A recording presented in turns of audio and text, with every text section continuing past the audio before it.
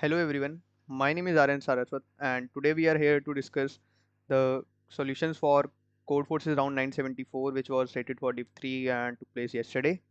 So we will be discussing all the questions up till F, and right now system testing is going on. So let's start with the very first problem.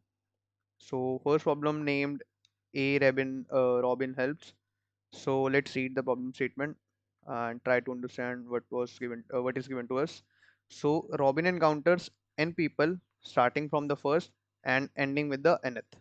The ith person has AI gold, and if AI is greater than is equal to k, Robin will take all of the gold, and if it's zero, Robin will give one gold if he has any, and Robin will start with zero gold.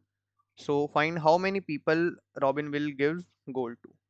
So basically, what we are given in this question is we will be given n and an array which denotes gold ith person has, and if it's greater than zero, oh sorry, yeah, if it's greater than zero, Robin can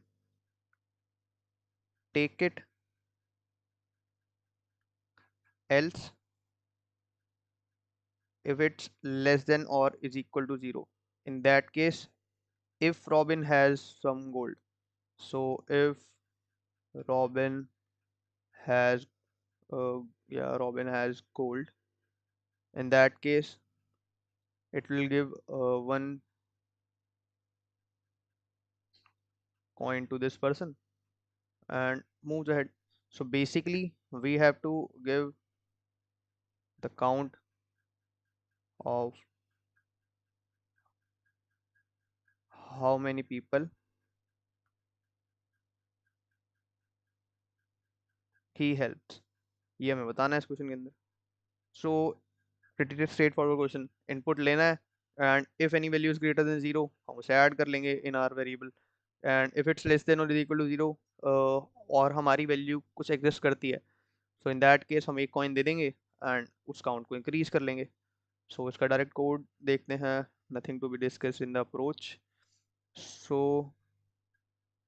हमने जो given input है n and k input लिया, vector बनाया, array बनाया और vector बनाया of n size, उसमें हर वैल्यू को इनपुट करा, and if that value is greater than और is equal to k, then हम उसको ऐड करा लेंगे. ओके, सो यहाँ पर not to be compared with zero, it has to be compared with के. सो हम उसको ऐड करा लेंगे, and if this value is zero and we have some with us, so हम उसको एक कॉइन दे देंगे एंड अपने काउंट को और आंसर को इंक्रीज करा लेंगे, and at last we'll print the answer. So this was the code for problem A. Let's move on to the second problem.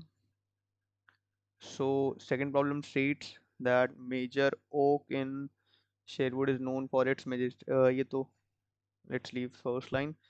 From here the question starts. So the major oak grows ith new leaves in the ith year, and it starts with one leaf in year one. So leaves last for k years on the tree, and in other words, leaves grown in year I last between year I and I plus k minus one inclusive. So basically यहाँ तक question क्या कह रहा है. So this is problem number B. So basically in ith year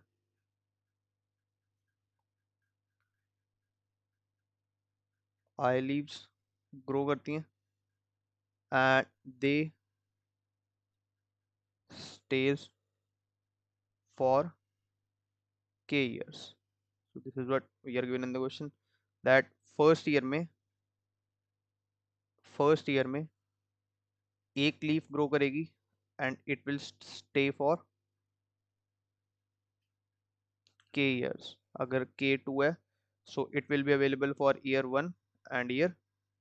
So that's how leaves will stay. And Robin considers even numbers lucky. Help Robin determine whether the major oak will have an even number of leaves in the year n or not. So basically हमें कितने years given है? We are given with years 1, 2 up till n, and we have to check here in the nth year if count of leaves is even, then we have to print yes. If not, then we have to print. So this is what the question statement says. So होगा क्या basically, अगर हम यहाँ पे year लिखें and इसके नीचे लिखें लीव्स कि कितनी लीव्स होंगी इन पर्टिकुलर ईयर, फर्स्ट में कितनी होगी एक, सेकंड में कितनी होगी दो, थर्ड में कितनी होगी three, and so on in nth year we will have n leaves, and जो भी लीव है वो बेसिकली के ईयर्स तक स्टे करेगी ऑन द ट्री, उसके बाद वो हट जाएगी वहाँ से. So basically if we have r k is equal to 2, so in that case ये वाली फर्स्ट लीव इन दो कॉन्जिक्यूटिव ईयर्स तक स्टे करेगी, second leaf will stay for next two consecutive years, third will stay for next, and so on, and ये वाली यहाँ stay कर जाएगी, and this may stay for this period. So इस accordingly हमारी leave stay करेंगी, and हमें उसने पूछा क्या है कि यहाँ तक कितनी लीव स्टे कर जाएंगी. सो बेसिकली अगर मैं ये के वाला कॉन्स्टेंट हटा दूँ, सो कितनी लीव्स टोटल होंगी यहाँ पे, it will B 1 + 2 + 3 plus up till n, इतनी लीव्स टोटल होंगी. बट हम इतनी लीव्स को एग्जिस्ट नहीं करा सकते, कुछ लीव्स इसमें से शेड ऑफ हो जाएंगी. वो कौन सी होंगी, क्योंकि सिर्फ कोई भी लीव जो एग्जिस्ट कर सकती है it can at max exist for k years. So basically if any leaf is available here, if any leaf is available in the last year, so it must have been appeared at most k years from now. अगर उससे पहले की है तो वो यहाँ पे exist करती ही नहीं अब, लेकिन अगर के जस्ट के ईयर्स पहले में किसी भी ईयर से आई है वो, so it will be basically existing here. So हमें बस ये चेक करना है कि इस रेंज का सम कितना है. सो इनिशियली हम कितना सम ले रहे थे, अगर टोटल होता 2 3 4, let's take a example test case for this. So let's take 3 comma 2, so or let's take 4 comma 4. So for 4 comma 4, this is our n, this is our k. So for 4 years we will be having these number of leaves. So our total is 4 + 3 7 + 2 9 and 10. But ये 10 leaves यहाँ पे exist नहीं करेंगी. क्यों? क्योंकि we have a constraint कि यार k is equal to 4 हो सकता है, बट के 4 ईयर्स तक हो सकता है. मतलब जो यहाँ पर लीफ एग्जिस्ट करी है वो एटलीस्ट 1 2 3 एंड 4 ईयर्स अगर पहले भी यहाँ पर अपीयर हुई है तो वो एग्जिस्ट कर जाएगी. इन दिस केस 1 2 3 एंड 4 सारे एग्जिस्ट कर जाएंगे क्योंकि वो सिर्फ 4 ईयर्स पुराने हैं. So for this 10 it's even also. So हमारा आंसर होगा इस in this case yes. Let's check it. Yes, let's take this example here. N is 3 and k is 2. So for n is equal to 3, these much leaves will exist, this will exist, but in this year this these leaves cannot exist because k is equal to 2. सिर्फ इसी range के अंदर exist कर सकती है and इसके पीछे की एग्जिस्ट नहीं कर सकती वो कितनी भी हो. So in this case we will have 5 leaves and it's odd, so our answer should be no. तो हमें ये समझ में आ रहा है कि हमें n से लेकर के n - k + 1 इतने ही ईयर्स पीछे जाना है, क्योंकि बेसिकली अगर if our n is let suppose 3 and our k is 2, so हमें पीछे कितना जाना है. अगर हम 2 पीछे चले जाते हैं तो हम यहाँ आ जाते, बट हमें 2 पीछे नहीं जाना क्योंकि वो लीफ तो एग्जिस्ट नहीं कर रही होगी, यहाँ तक जाना है. For this case if we put our values here, so it will be n - 2 + 1 which is 2. so हम यहाँ से लेकर के यहाँ तक इस रेंज का सम ले सकते हैं. And to get this sum the easy idea is n natural numbers का जो सम होता है it is nothing but n into n + 1 by 2. So ट्रेवर्स करके सम निकालना is not possible because here n and k both are up to 10 to the power 9. So हम अगर iteratively इस पे ट्रेवर्स करके निकालेंगे so it will give us TLE. So इसलिए हम ये फॉर्मूला यूज कर सकते हैं to reduce our time complexity. लेकिन अगर लेट सपोज हमारे पास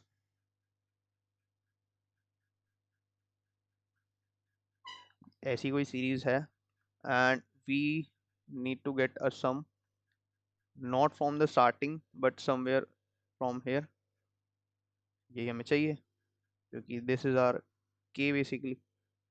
So in this case हम ये कैसे figure out करें? So the general idea or approach to get the sum or to any answer in this type of function is to, let's take this point as r and this point as l, a point just previous to the point from where we want our answer. So if we have some function and we can get the sum up till r, which will be this, and if we subtract the sum up till l, which is this, won't we get our answer? यही तो हमें चाहिए. So this way we can get this, and the function will nothing, it will just return n into n plus 1 by. तो ये formula use करके and these two functions को हम use करके वी कैन गेट कि हमारा sum in this range will be what, and if it's divisible by 2 then our answer is yes, and if it's not then our answer is no. So let's see the code for this problem. So I return a function named f which just returns the range sum of the range, and I had written another function named c to check, and if n is 1 it will be false because n is not even, and starting point will be maximum of 1 into n minus k plus 1, क्योंकि if our k is greater than n, in that case अगर मैं ये n minus k plus 1 करता हूँ so it will go less than 0. वहाँ तो natural numbers का सम मुझे नहीं चाहिए ना. सो फॉर दैट मैंने उसको 1 से मैक्सिमाइज करा लिया, and my end is n, and मुझे f end minus f start minus 1 चाहिए, विच वी हैड डिस्कस कि अगर मुझे ये स्टार्ट है मेरा तो मुझे स्टार्ट माइनस 1 तक का सम उसमें सब्ट्रैक्ट करना है, विच वी है I had done it here. And अगर मेरा answer is divisible by 2, I am returning true, otherwise false. And if I am getting true from this function, I am printing yes, otherwise I am printing no. So this was the code for problem B. Let's move on to the next problem. So let's read the problem statement first. There are n people living in town. Just now, the wealth of the ith person was AI gold. But guess what? The richest person has found an extra pot of gold. More formally, AJ is equal to max of this. Change AJ to this, where X is non-negative in number of found in the pot. If there are multiples maximum, it can be any of them. Person is unhappy if their wealth is strictly less than half of the average wealth. So let me explain the problem treatment first. So basically, what we are given is, so there is a city where we have n people, and we are given the wealth of these n people, ये हमें given है. And उन्होंने बोला है कि एक person को कुछ लॉटरी लगी है या something, has found an extra pot of gold. जो रिचेस्ट पर्सन है उसको एक्स्ट्रा पॉट मिल गया है. So basically if we have 1, 2, 4, so the richest person is already 4 and he has got some pot through which he gets this much extra coin, and if there are multiple people with the same value we can take any of them. So a person is unhappy if their wealth is strictly less than half of average wealth. So for a person to be unhappy, the definition of unhappy people is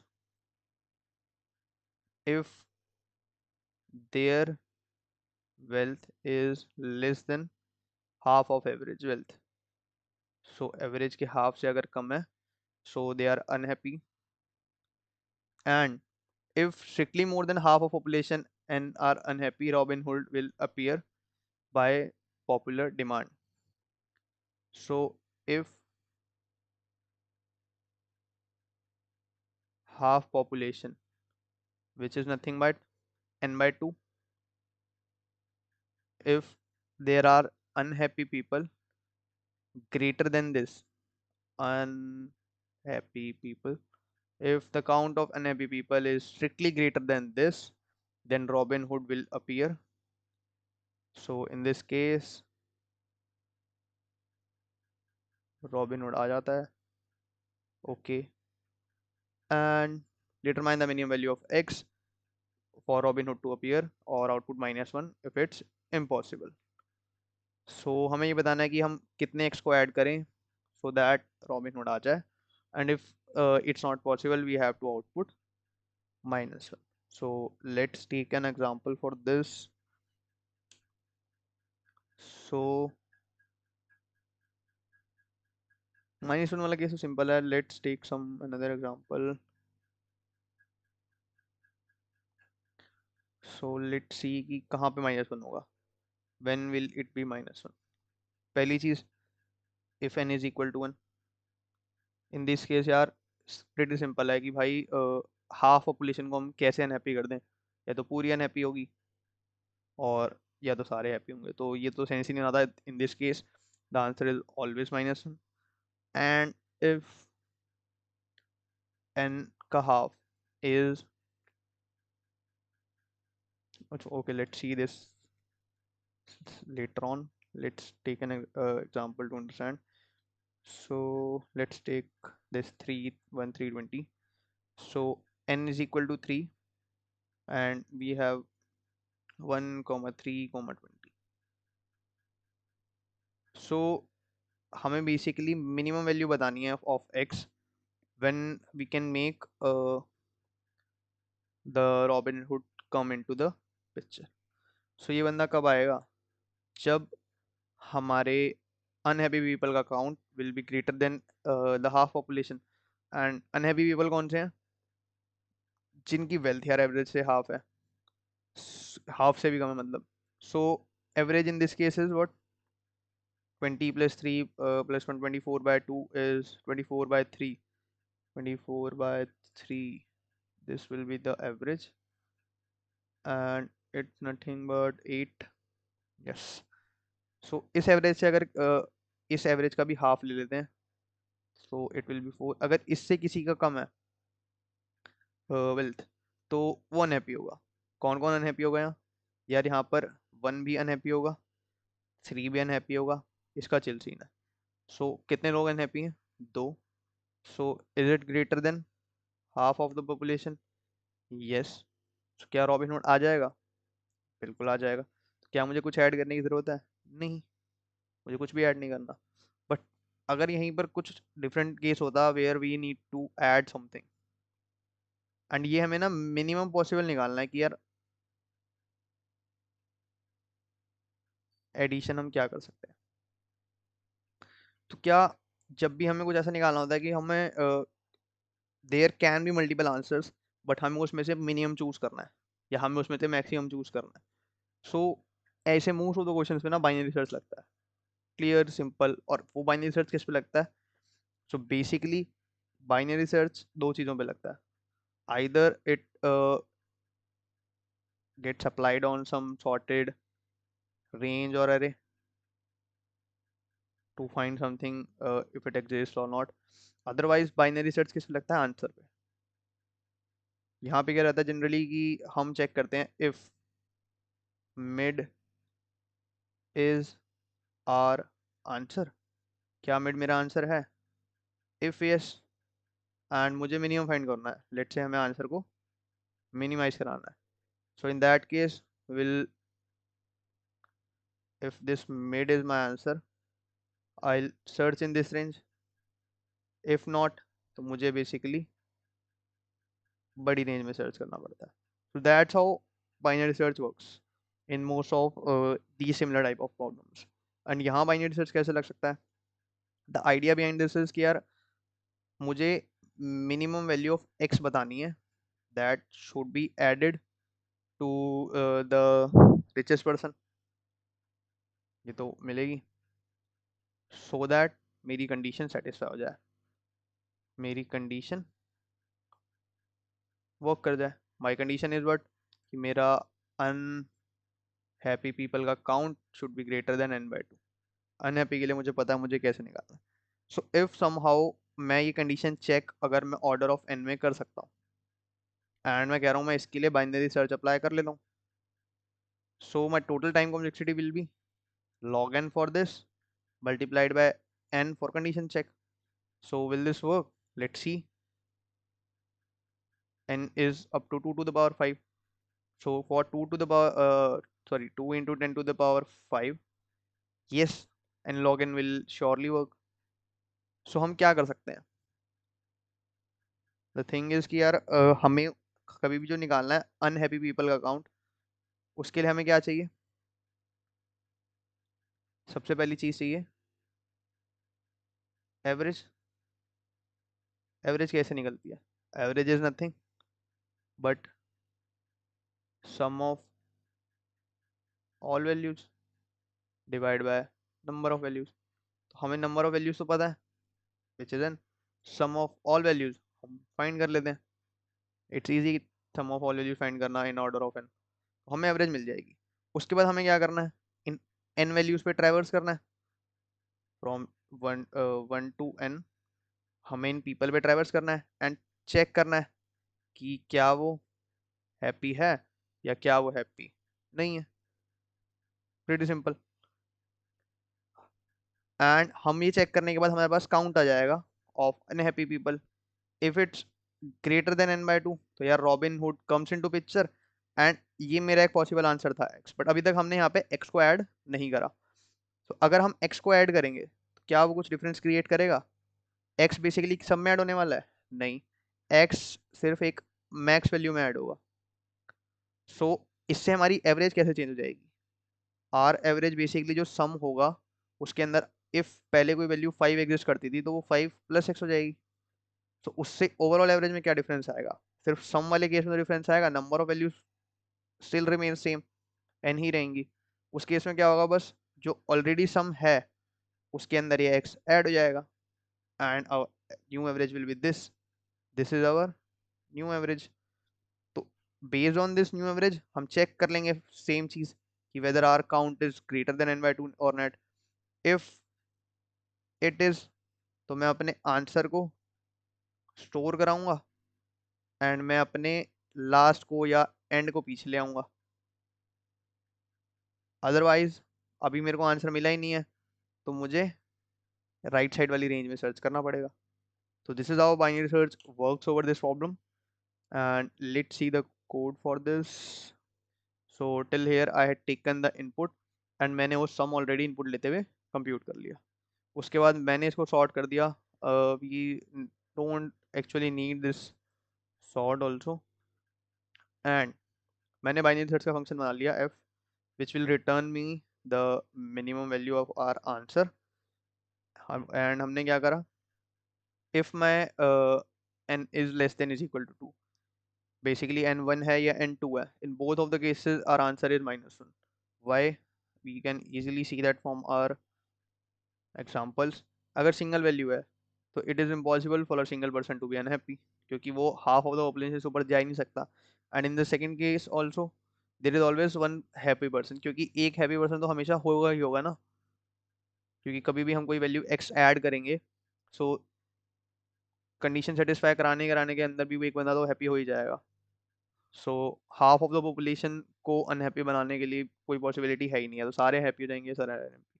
so n is equal to 2 तक के लिए -1 ही आएगा हमेशा। And हमने left और right को initialise करा लिया with our minimum value and the maximum value that our answer can go. Answer is -1 initially for safer side की अगर हमें आंसर नहीं मिलता किसी रेंज में तो -1 प्रिंट हो जाए जो कि हमें चाहिए। एंड जब तक लेफ्ट राइट से छोटा है हमने मिड कैलकुलेट करा। अब हमारा न्यू सम कितना होगा? Sum plus mid, and mid is nothing, let's take mid as x। So sum plus x, so जो नई एवरेज बनेगी हमारी, which will be nothing but new sum divide by n, and count basically count of unhappy people, हम सारे लोगों पे traverse करेंगे। If the a i is less than average, that case हम काउंट को इंक्रीज करेंगे, एंड अगर हमारा count is greater then bye 2 है, लेकिन हमारी कंडीशन सेटिस्फाइड है, तो हम आंसर को स्टोर कराएंगे एंड राइट साइड पीछे ले आएंगे टू सर्च, अदरवाइज हम लेफ्ट साइड को आगे ले जाएंगे to search, and after this जो मिनिमम वैल्यू होगी वो मेरे आंसर वेरिएबल में होगी, and we will print that. So this was the code from problem number C. Let's move on to problem D, which was a pretty good problem to be discussed. So Robin's brother and mother are visiting, and Robin gets to choose the start day for each visitor. So this is problem number D. So दो लोग आ रहे हैं, robin की mother and robin के, कौन से day पे आ रहे हैं, ये चूज करने की अपॉर्चुनिटी मिली किसको है, रॉबिन को। So all days are numbered from 1 to n, and visitors stay for day continuous days, and all of those d days must be between 1 and r inclusive. So basically जो days होंगे, if these are the number of days, so ये 1 2 3 4 and so on up till n होंगे, ये number of days हैं, and जो भी visitor आएगा, we have another variable which is d days, कि जो भी बंदा आएगा, if let's suppose mother second day पर आई and we have d is equal to 3, so she'll stay for 3 days. If brother second day पर third day पर आए, so he'll stay for the next 3 days. So this was the question up till here, and Robin has a total of k risky jobs. तो robin के पास ना कुछ k risky jobs है,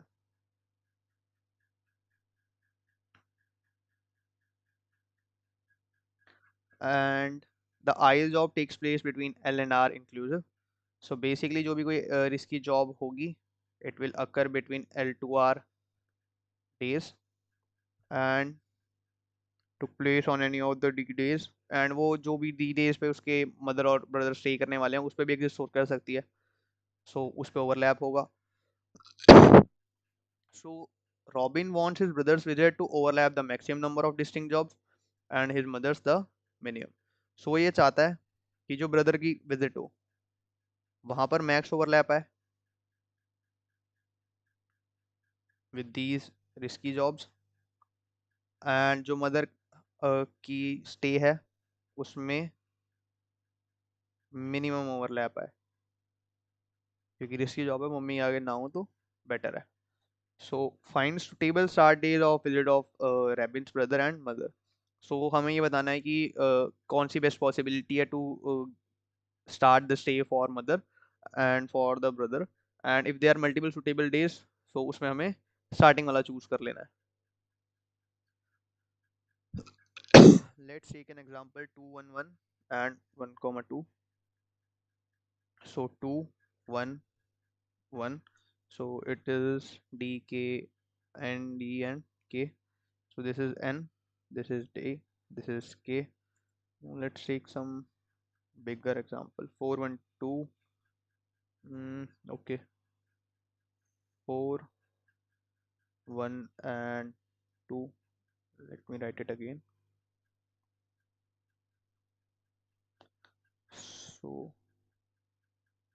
4 1 2, and so basically there are two risky jobs which will start from L and R, जो कि one will be starting on 1 and 2, another will starting on 2 and ending at 4, and yes, this is the, so total there are 4 days, and कोई भी बंदा आएगा तो वो maximum एक दिन स्टे करेगा, anyone will stay for d days, which is this. So first second third and fourth ये days है, first job will start on this and will end on this. Second job will start on this and will end on this. सो हमें ये बताना है कि single day के stay में हम कब किसको बुला सकते हैं. सो अगर हमें मदर को बुलाना है तो लीस्ट रिस्की जॉब्स कब कब हो रही हैं. यहाँ पर कितनी रिस्की जॉब्स हो रही हैं? एक. यहाँ पर कितनी हो रही हैं? दो. यहाँ कितनी हो रही है? एक. यहाँ कितनी हो रही है? एक. उसने क्या बोला था? मिनिमम वाले मदर को बुला लेना. मिनिमम वाले कितने? तीन है. बुला किसी भी सकते हैं, पर उसने बोला कि अर्लीस्ट वाला चूज कर लेना. So let's choose the earliest one. तो हम अगर मदर को फर्स्ट डे पे बुलाएं तो कितनी रिस्की जॉब्स हो रही होंगी? एक. इससे मिनिमम हम करा ही नहीं सकते. ब्रदर को कब बुला लें? जब मैक्स हो रही हो. मैक्स अभी हो ही एक ही केस में रही है, which is on day two. दो जॉब्स ओवरलैप हो रही हैं एंड उसका स्टे भी ओवरलैप हो जाएगा यहाँ पे सिंगल डे के लिए. तो हमारे पास ये पॉसिबिलिटी है, तो यार बुला लेते हैं. सो 2,1 पहले मदर का ब्रदर का बताना है गेस. हाँ, brothers and mothers. So 2,1 is the answer for this case. So इस तरीके से क्वेश्चन कुछ कह रहा है हमें. So how will we solve this problem? Initially मैंने इसको प्रीफिक्स सम से करा but didn't make sense for me. But मुझे लेटर ऑन एक बहुत अच्छी चीज़ हिट हुई और काफ़ी अच्छा कॉन्सेप्ट है ये. काफ़ी टाइम से यूज़ में नहीं आया था but it is pretty good. Difference array. Difference array से कैसे कर सकते हैं? डिफरेंस एरे होता क्या है? So let me tell you. So basically when you get some values की यार एल कॉमा आर, इस रेंज में कुछ अपडेट्स हैं. If you are given an array और मैं बोलूँ एल और आर के अंदर आप कुछ अपडेट कर दो, आइदर प्लस कर दो और डिक्रीमेंट कर दो, तो कैसे करोगे आप? कितनी बार हमें करना पड़ जाएगा? अगर हम मैनुअली करेंगे तो O n for each update, and if there are total n updates तो इतने टाइम में हो जाएगा. But the better way is कि यार आपको इफ इस एल एंड इस आर रेंज के बीच में आपको +1 अगर करना है तो इंस्टेड ऑफ ट्रेवर्सिंग मैनुअली, मैं कह रहा हूँ आप यहाँ पे ना 1 डाल दो एंड आप यहाँ पर ऑन आर नहीं, आर से जस्ट नेक्स्ट इंडेक्स पर -1 डाल दो. So what will happen? जब भी आपके सारे अपडेट्स कंप्लीट हो जाए, just ट्रेवर्स on it and any value of a of I is nothing but a of I minus. So if यहाँ पर 0 था तो यहाँ क्या आता? 1. यहाँ क्या आता? 1. And so on up till here, यहाँ तक 1 आ जाता. जब यहाँ आते तो पिछली वाली वैल्यू से ऐड होकर क्या हो जाता? ये वापस से 0. बेसिकली इस रेंज के अंदर हमने 1 फिल कर लिया एंड उससे आगे पीछे 0 है. यही हमें आइडियली चाहिए था. तो अगर ऐसे मल्टीपल अपडेट्स भी होते हैं वो सारे हैंडल हो जाते हैं डिफरेंस एरे के अंदर. सो दिस इज द अप्रोच. क्योंकि अगर मुझे निकालना क्या है, मुझे बेसिकली ये निकालना है ऑन एनी डे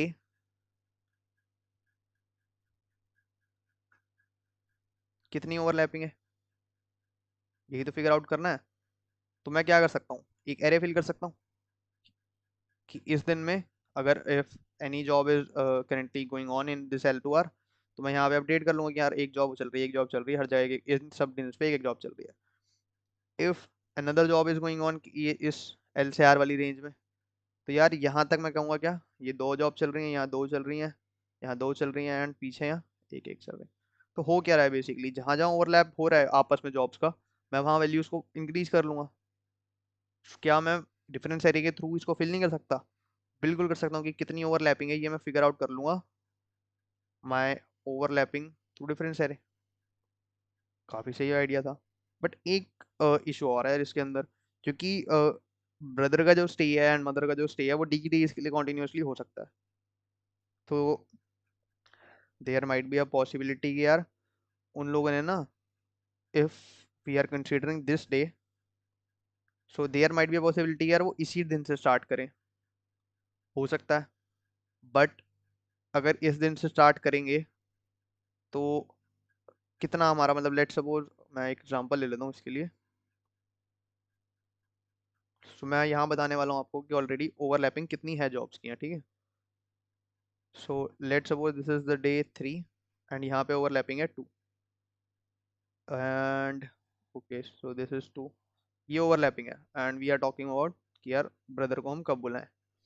तो हम क्या देखेंगे कि यार मैक्स ओवरलैपिंग है डे 3 पे, let's call our brother on day 3। But उन्होंने क्या बोला है, you should call your brother at the earliest possible stage. अगर हम यहाँ बुलाते तो our answer will be in this case will be 3। But let suppose वो 2 दिन के लिए रहने आ रहे थे, D = 2 days, है ना।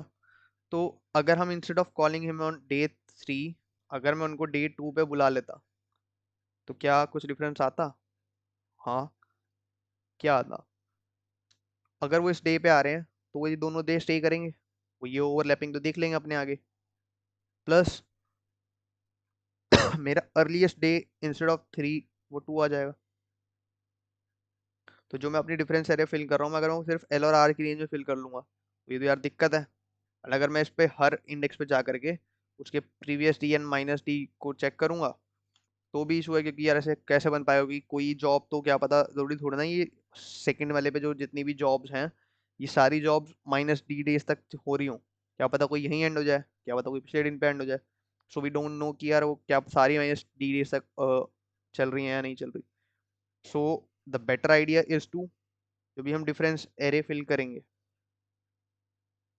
सो इंस्टेड ऑफ एल पर +1 डालने के एंड R+1 पर -1 डालने के, what we can do is we can create new L which will be L-D। Basically कोई भी, मैं बता देता हूँ क्यों, एंड न्यू RS+D। क्यों? अगर कोई भी जॉब इस Lth डे पे स्टार्ट हो रही है तो अगर कोई बंदा उससे D days पहले आता है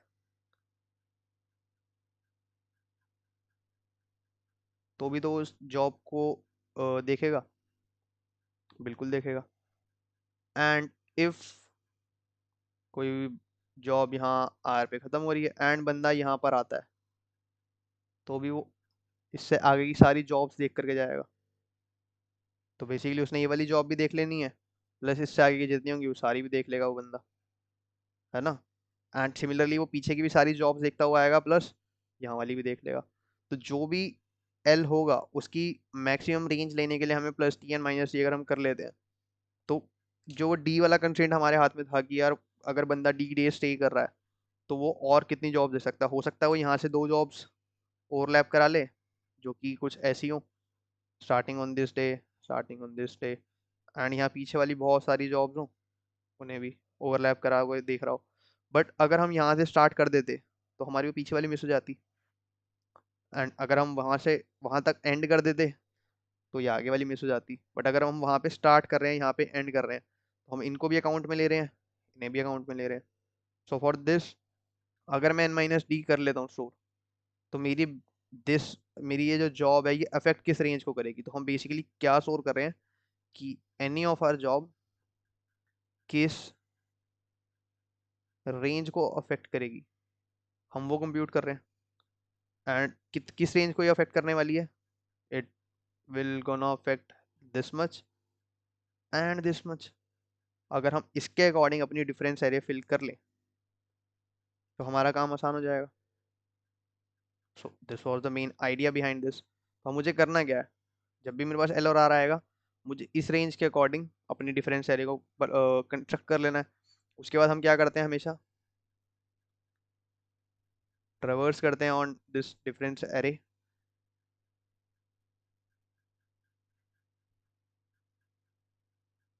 टू फिल। उसके बाद तो क्या होगा, मेरे पास जो डिफरेंस एरे बनेगी मेरी, ये है मेरी अब डिफरेंस एरे। इसके अंदर बेसिकली ith डे पे पता चल जाएगा कि क्या है,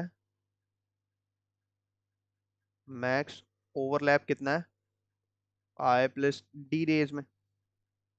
यही तो स्टोर कर लेंगे हम, क्योंकि बेसिकली जो हम पिछले तक जा करके रेंज को अपडेट करके आ रहे हैं तो वो यही डिनोट करेगी कि यहाँ से स्टार्ट करने पे नेक्स्ट D days में कितना ओवरलैप हो रहा है हमें।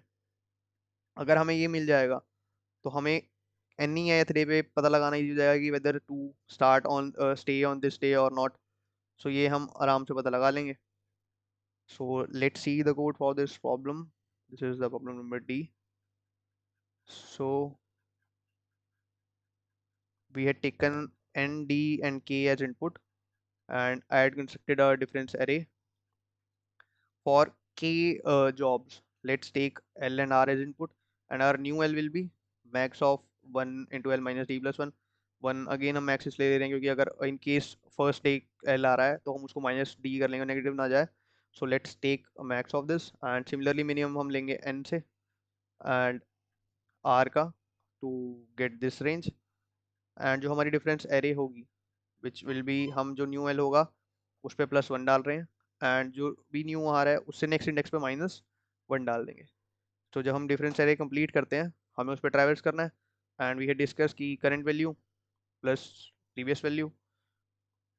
उसके बाद हमारे पास डिफरेंस एरे आ गया है, एंड डिफरेंस एरे क्या डिनोट कर रहा है, starting from ith day up till D days के स्टे में कितनी ओवरलैपिंग आने वाली है.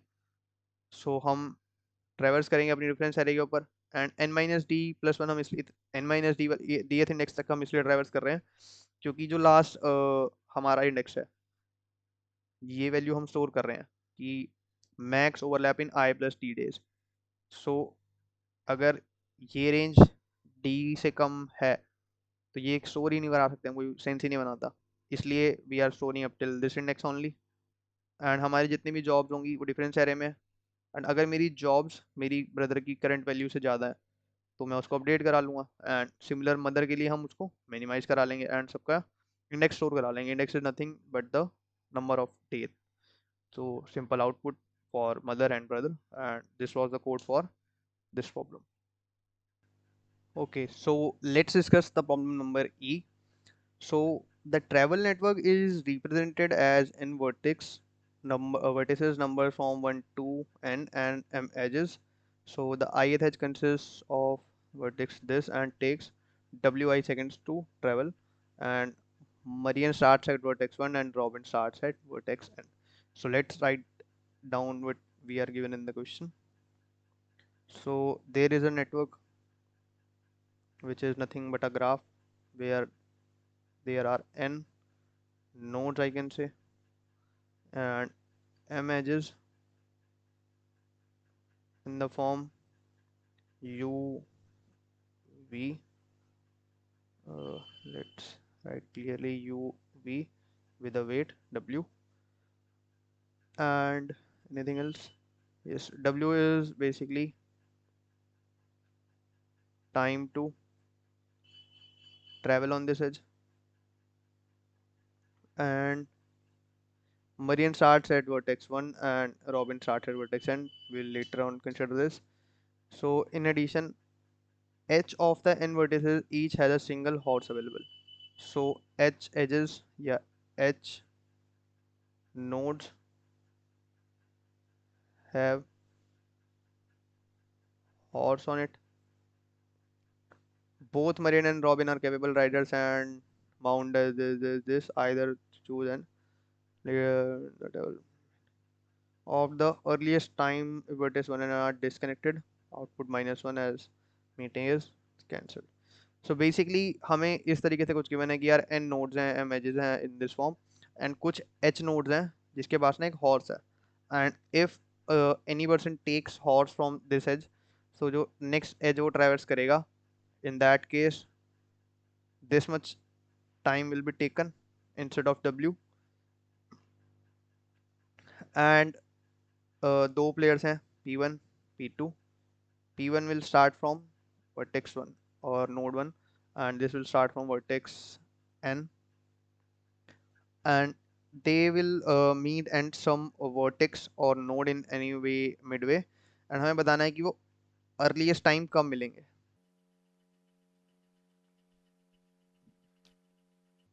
एंड अगर नहीं मिलेंगे तो हमें बताना है -1. सिंपल. सो एक अगर हम एग्जांपल लेके देखें which is let's say this 3 3 1.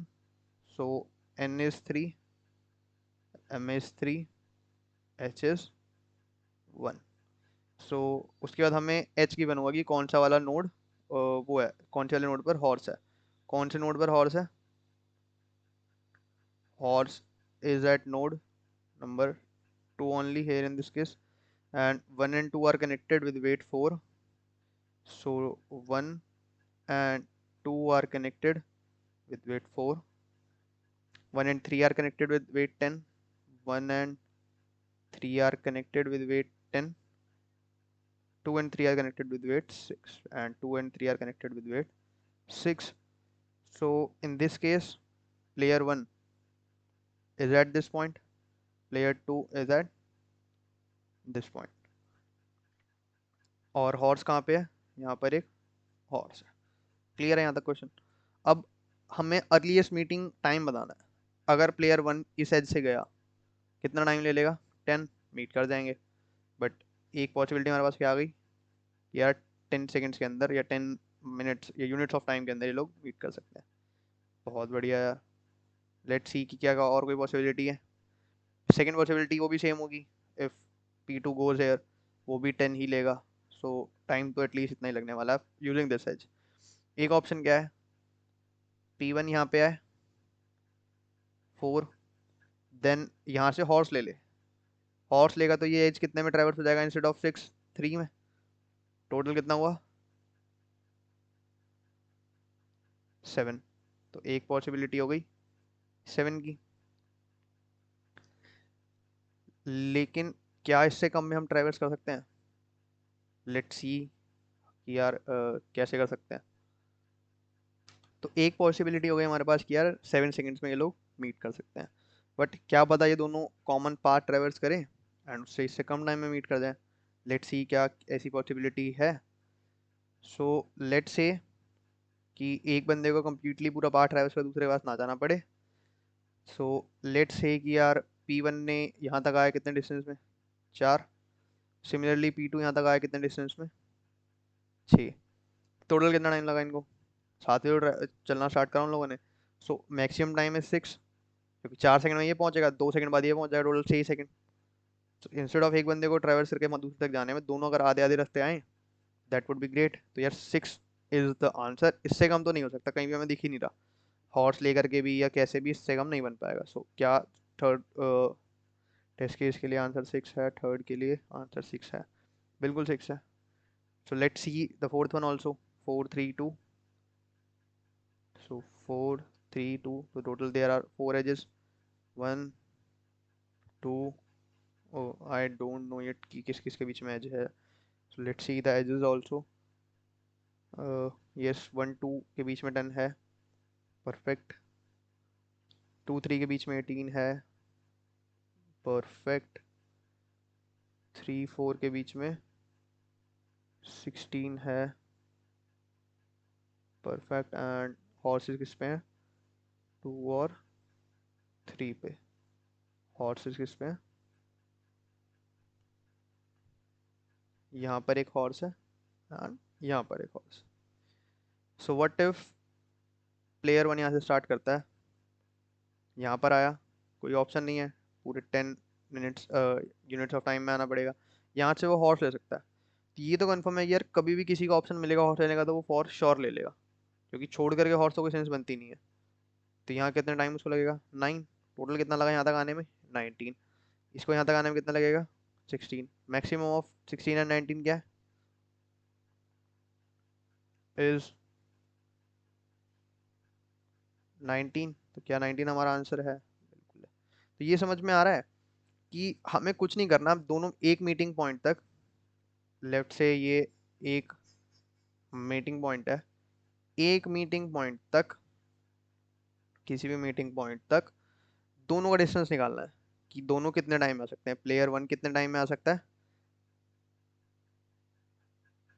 Time for player 1 and time for player 2 कितने कितने टाइम में आ सकते हैं। जिसका भी मैक्सिमम होगा वो हम ले लेंगे, क्योंकि मिनिमम उससे कम टाइम में दूसरा तो पहले से पहुंचा हुआ मिलेगा हमें वहाँ। दोनों का हम मैक्स ले लेंगे। बट अब एक पॉइंट तक आने का टाइम कैसे निकालें? एंड वो हमें क्या चाहिए बेसिकली? Minimum time. एक प्लेयर के आने का मिनिमम टाइम चाहिए ना। एंड मिनिमम में हम क्या करने वाले हैं? इफ़ एनीवेयर हॉल्स प्रेजेंट है कहीं पर भी, तो हम उसका जो टाइम है वो हम पूरा कभी लेंगे नहीं, will consider this edge half. तो हम क्या कर सकते हैं, बेसिकली हम कंप्यूट कर सकते हैं कि स्टार्टिंग फ्रॉम 1, यहाँ से shortest distance to every node, क्योंकि हमें ये नहीं पता कौन सा मीटिंग पॉइंट होने वाला है। वी डोंट नो, अगर हम इसको मीटिंग पॉइंट को इसको कंसिडर करते तो रोल कितना टाइम लगता, यहाँ से 10, यहाँ से वो हॉर्स पिक करता 16, यहाँ से वो हॉर्स पिक करता 9, 16 प्लस 9 कौन सा ज़्यादा मैक्सिमम है, 16 plus 9 which is nothing but 4 and 25। But यहाँ ये कितने मीट कर गए 19 में, which is way less than this. तो हमें ये नहीं कह सकते कि कौन सा मीटिंग पॉइंट होगा। तो अगर हम हर किसी को as a meeting point consider करें, उसके लिए हमें क्या चाहिए होगा कि प्लेयर 1 को यहाँ तक आने में कितना टाइम लगेगा, प्लेयर 2 को यहाँ तक आने में कितना टाइम लगेगा। तो हम starting from 1 shorter distance to every node compute कर लें, and similarly starting from n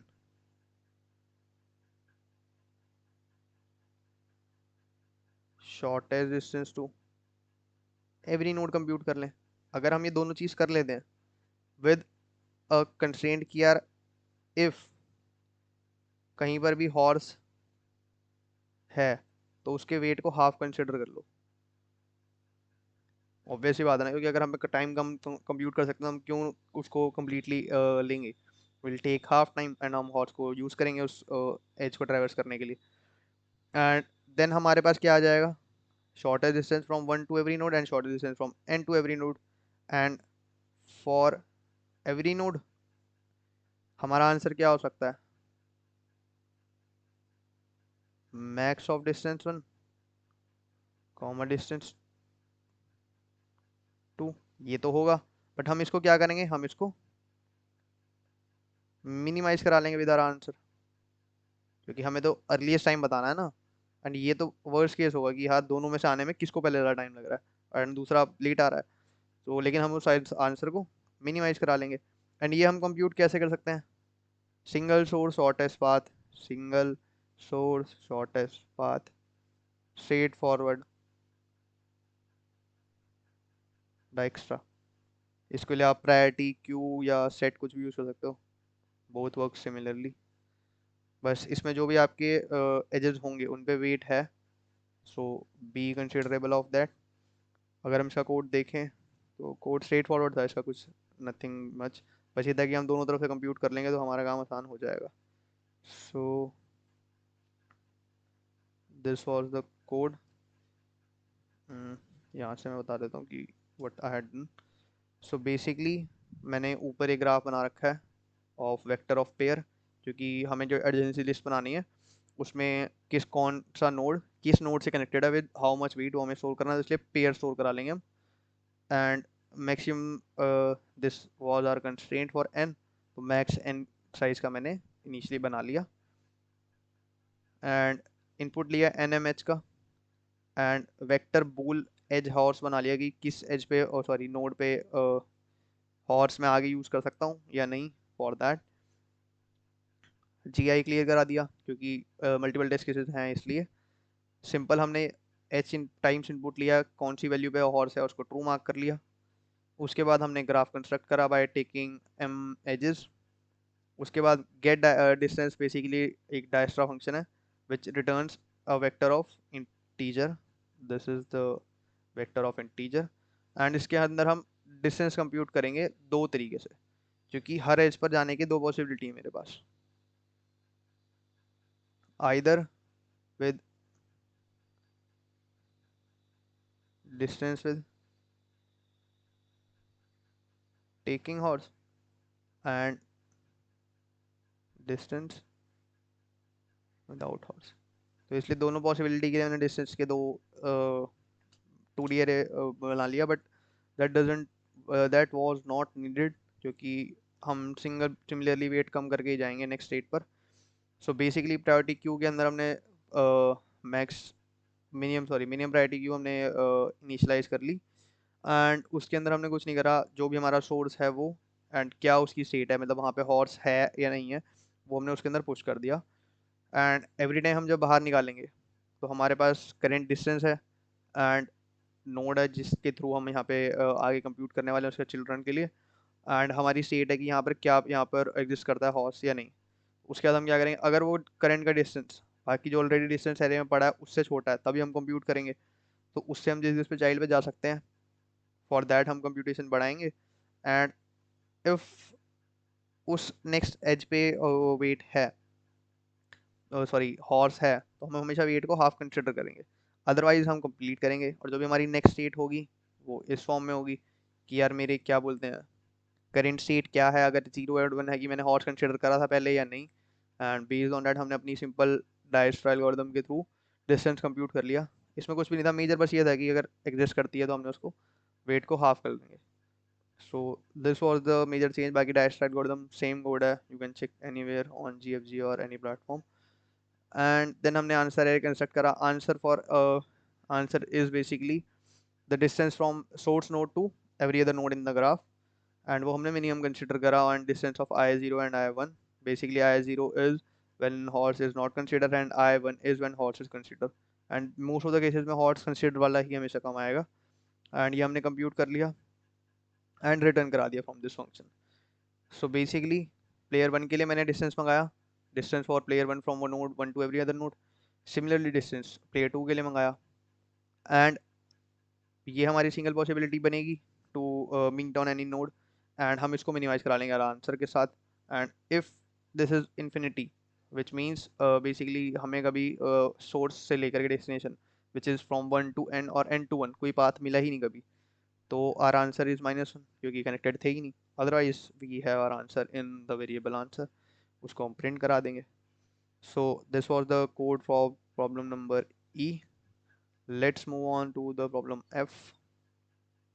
So it says that Sheriff of Nottingham built the camps with strategy in mind, and thus there are exactly n camps numbered from 1 to n and n-1 trails each connecting two camps. So basically वो क्या कह रहे हैं,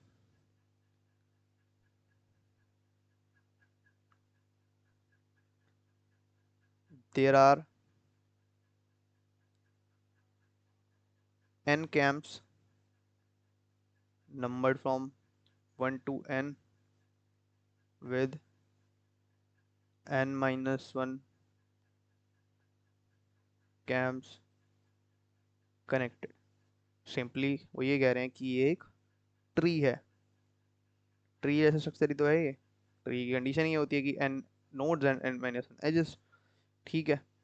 सो and can be reached from any other camp. Each camp I has initially AI gold. So each camp has A of I gold. As it is now, all camps would be destroyed by Robin, and Sheriff can strengthen a cap by subtracting exactly C gold from each of its neighboring camps. So मैं थोड़ा structure बनाने के बाद समझाता हूँ कि क्या कह रहा है। And use to build better at this. ठीक है, मैं एक स्ट्रक्चर बना ही लेते हैं। सो 1 3 1 2 3 1 and 1 2 2 3। So basically uh, not this one, let's take some bigger test case. Let's take this. So basically 1 8 are connected.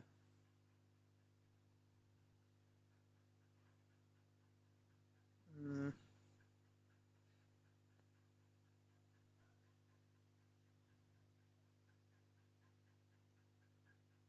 oh, let's take this one. So basically 1 and 4 are connected, 1 and 5 are connected, 1 and 2 are connected, 1 5 1 4 1 2 are connected, 3 is connected to 5, 3 is connected to 6 also.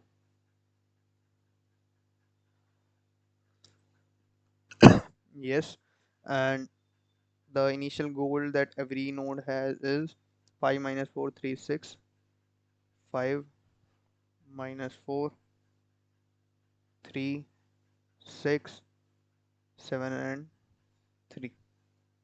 6, 7 and 3. So this was the initial state जो भी है, and they have seen कि यार एक attack होगा over this territory और area, and sheriff जो है वो स्ट्रेंथ कर सकता है किसी कैंप को by exact subtracting exactly c gold from each of its neighbouring camp. So if हम इसको स्ट्रेंथन करना चाहते हैं तो हमें क्या करना पड़ेगा, यहाँ से माइनस सी गोल्ड लेना पड़ेगा, यहाँ से माइनस सी गोल्ड लेना पड़ेगा, तब हमारा ये वाला स्ट्रेंथन हो जाएगा. ठीक है. एंड ये ले लेंगे. And strengthening in camp doesn't change it's gold, only it's neighbours gold. So basically यहाँ पर ये इसको मिलेगा नहीं, यहाँ से बेसिकली कम हो जाएगा. So it will be 3 minus c and it will be 5 minus c. And after Robin's Hood attack, all the camps that have been strengthened survive, all other are destroyed. So in this case ये destroy हो जाएगा, मतलब सारे destroy हो जाएंगे, सिर्फ ये वाला strengthened था तो ये बच जाएगा. And you get the gold which survived. So basically हमें यहाँ पे 7 gold मिल जाएगा कि यार ये safe था हमारा, हमने strengthen कर दिया था, so we'll get this much gold. And हमें बताना है कि यार हम किस स्ट्रेटजी को फॉलो करके स्ट्रेंथनिंग करें so that we can get the maximum gold at the end. So अगर हम इस प्रॉब्लम को देखें, सो हम इसमें क्या कर सकते थे in this given test case. Let me clean this. I hope problem statement clear होगी यहाँ तक. लेट्स सी द एग्जांपल कि हम क्या क्या कर सकते हैं इसके अंदर. Okay, so let's find out कि हम इस पर्टिकुलर गिवन एग्जांपल से कितना मैक्स ले सकते हैं. सो हम मैक्सिमम वाले को प्रिजर्व करते हैं. So if we safeguard this, so this will be reduced to 4 and this will be reduced to 2. सारे neighbors reduce हो गए because c in this case is 1, which can be seen here, like c is 1. So again let's try to save this. So it will be 3. It will okay, so this will be 3 only. uh, let's save this also. So in this case both of them will be reduced by 1 and this will be also reduced by 1. And let's try to save this also, then it will be 1. So हमने कौन कौन से save करे, हमने ये save करा 3, हमने ये सेव करा 6, ये वाला भी करा 5 एंड ऊपर वाला 3. So the maximum that we could save is 8 and 14, 13, 17. So 17 हमने यहाँ से gold save कर लिया. So is it the answer? Yes, 17 is the answer. So this is the way कि हम कितना gold store save करेंगे. बट अब हम bye standing on any state, हम क्या कह on standing on any node हम क्या कह सकते हैं कि इसको सेव करना है या इसको सेव नहीं करना है. वी डोंट नो कि सेव करके आंसर मैक्सिमम आएगा या सेव नहीं करके, क्योंकि जैसे ये -5 था, अगर हम इसको सेव कर लेते तो कोई सेंस नहीं बनाती भाई, वो -5 हो रहा था, कोई सेंस नहीं है. उल्टा वो इसको और रिड्यूस कर देता, इस 3 को, इसको 3 को और 2 कर लेता, तो that doesn't make any sense. तो हमें नहीं पता हम bye standing on any node हम मैक्सिमम आंसर किससे निकालने वाले हैं. सो बाय दिस मच इंट्यूशन ये वेरी मच क्लियर था कि ये एक डीपी ऑन ट्री का क्वेश्चन है, क्योंकि हमें नहीं पता कि किसी को सेव करके ज़्यादा गोल्ड मिलेगा या अनसेव करके. तो हमें दोनों पॉसिबिलिटी चेक करनी पड़ेगी, बाय सेविंग इट और by saving not saving it. So basically यहीं से हमारा क्या निकल कर गया आंसर कि we will be having 2 states for every node.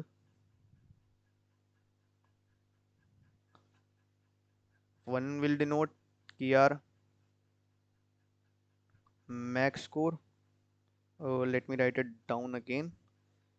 So there will be 2 states for every node. 0 कि max gold in subtree of node with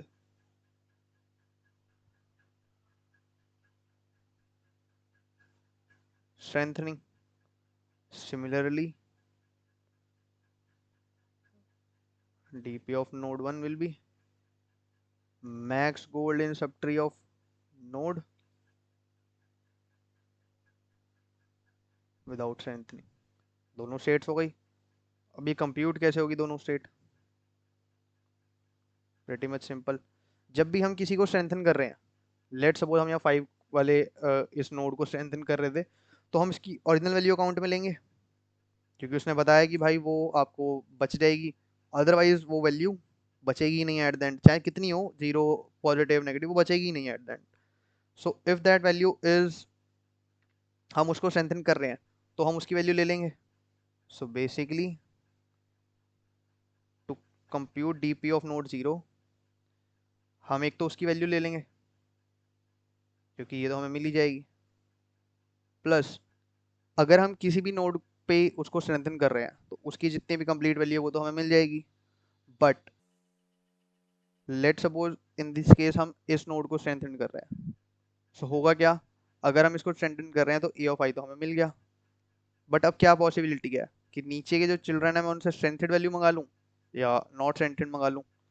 तो हर चिल्ड्रन के लिए, इसके हर चिल्ड्रन के लिए भी दो पॉसिबिलिटी हैं कि उसकी स्ट्रेंथेड वैल्यू चाहिए आपको या नॉट स्ट्रेंथेड चाहिए।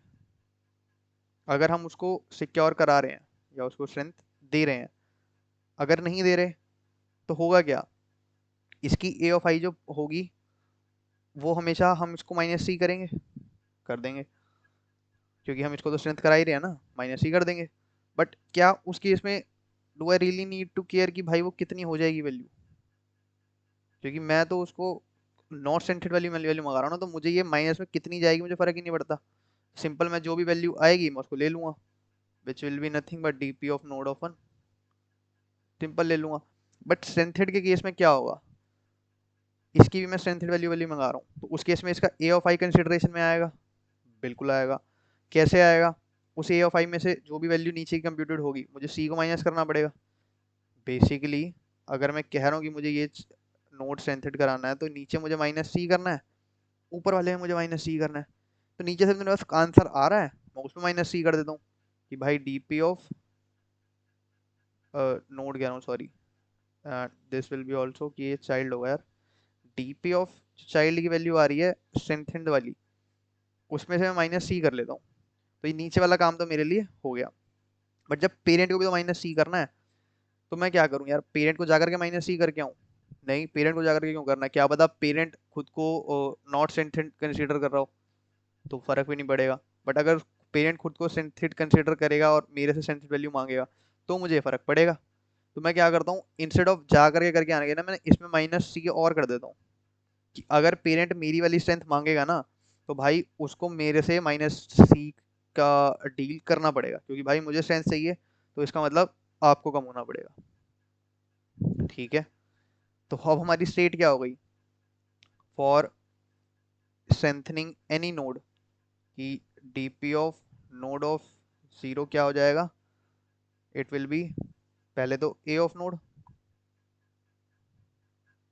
Plus for every child of node, हम मैक्स ले लेंगे इन दोनों का, क्योंकि मुझे नहीं पता ना कौन सी वाली वैल्यू से मैक्स आंसर यील्ड होना है।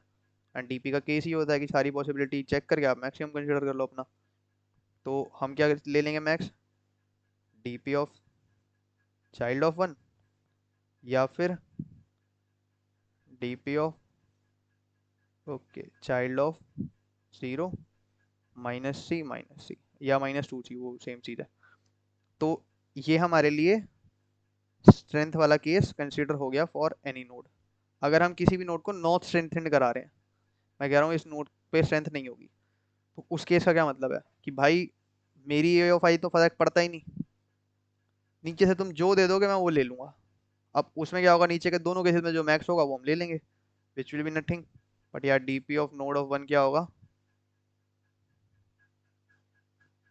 मैक्स ऑफ, या समेशन तो हो गई, summation of child of max of DP of child one and DP of child zero. कि भाई कोई चेंज नहीं है, नीचे से जो वैल्यू आ रही है वही ऊपर पास ऑन हो जाएगी ट्री में। मतलब अगर कोई ट्री है, ओके थोड़ा क्लियर बनाते हैं, तो लेट्स सपोज यहाँ से वैल्यू आई 2, यहाँ से वैल्यू आई 5 एंड दूसरी वैल्यू आई 1, यहाँ से आई 6। तो मैं क्या बोलूँगा, भाई तू अपनी 2 वाली वैल्यू दे दे, तू अपनी 6 वाली वैल्यू दे दे, मैं उसी को पास ऑन कर दूंगा ऊपर, क्योंकि मैं तो कुछ कंप्यूट कर ही नहीं रहा ना, अब मेरे पास स्ट्रेंथ है ही नहीं, तो मेरी तो वैल्यू कुछ पड़ेगा ही नहीं, तो मैं यही 8 बोल दूंगा कि ऊपर आपको मिल जाएगी, क्योंकि वो मेरे बच्चों से आ रही है। सो दिस इज द केस जो हम यहाँ हैंडल कर रहे हैं। एंड लास्ट में हमारा जो आंसर होगा फॉर द फाइनल प्रॉब्लम वो रूट के लिए होगा, एंड हमारी रूट कौन सी है, 1, तो 1 of 0 and dp of 1 of 1 will take maximum of this, and ये हमारा आंसर होगा। So let's see the code for this problem. So basically, to construct a tree, I had made an adjacency here of vector n type with maximum n, and I had also taken a globally and dp of max size comma 2, where 0, where dp of, या तो ये हमने नीचे लिखा हुआ है, let's check there, ठीक है। सो उसके बाद हम क्या कर रहे हैं, हम ए ऑफ आई पे इनपुट ले रहे हैं, डी एडजेसेंसी को क्लियर कर रहे हैं एंड डीपी को जीरो से इनिशियलाइज कर रहे हैं, एंड सिमिलरली हम यू एंड वी को लेकर के उनके बीच में एक एज क्रिएट कर रहे हैं। उसके बाद हमारा डी एफ एस फंक्शन है, तो generally most of the time DP on trees में एक सिंगल या multiple D F S function होते हैं through which we compute our state and हम उसको स्टोर कर लेते हैं। तो हम हर नोड पर जाके क्या करेंगे, इनिशियली हमारा नोड 0 में ए ऑफ नोड हम ऐड कर लेंगे, वो सिंगली ऐड होना है, एंड फॉर एवरी चाइल्ड अगर वो पेरेंट के इक्वल है तो इन्फाइनाइट लूप में जाना जाके कंटिन्यू कर देंगे, एंड नोड 0 पे हमने अभी देखा प्लस ले लेंगे मैक्सिमम ऑफ चाइल्ड 1, एंड 0 वाले केस में -2c और c into c, and similarly for first वाली वैल्यू विच, सो बेसिकली तो इस तरीके से हम अपनी सीट्स कंप्यूट कर लेंगे, and our final answer is, so हम डीएफएस भेजेंगे and our final answer is on DP of 1 1 and DP of 1 0। So this was the code for this problem. So if you had any issues with any of the explanation and you want any further videos for any topic, whether it may be DP on trees or the difference array, because that was a pretty new topic if you hadn't experienced or hadn't touched it yet. So do let us know in the comments, and thank you so much for joining.